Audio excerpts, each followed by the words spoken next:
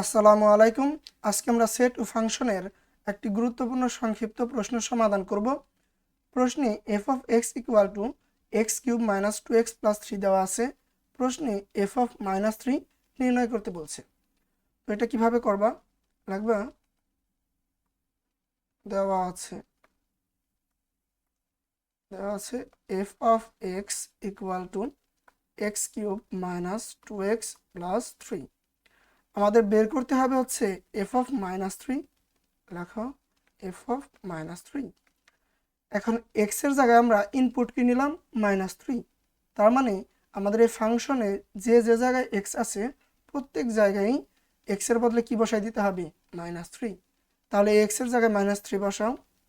এখন পাওয়ার 3 দিতে গেলে এখানে ব্র্যাকেট দিয়ে দিতে হবে। ওকে, তারপরে -2 তার সাথে গুণ আছে এক্স, ডট দিয়ে আমরা গুণ বুঝাইলাম। এখন এক্স এর মান -3, তাহলে এখানে আমরা ব্র্যাকেট দিয়ে দিব -3 প্লাস 3। এখন দেখো, কোনো মাইনাসওয়ালা জিনিসের পাওয়ার যদি বিজোড় হয় তাহলে মাইনাসটা থেকে যাবে এবং 3কে কিউব করলে 27।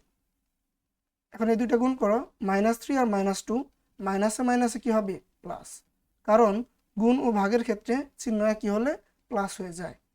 আর মাইনাসে মাইনাসে তাহলে কি হইল প্লাস। 3 দুগুণে 6 আর প্লাস 3 যা আছে তাই, -27।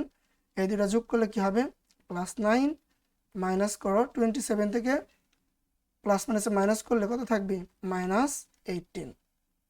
এটা আমাদের এফ অফ -3 এর মান। দেখো, অতএব নির্ণেয় মান -18। ওকে, আশা করি বুঝতে পারছো। তোমাদের সাথে দেখা হবে পরবর্তী ক্লাসে। ধন্যবাদ, আল্লাহ হাফিজ।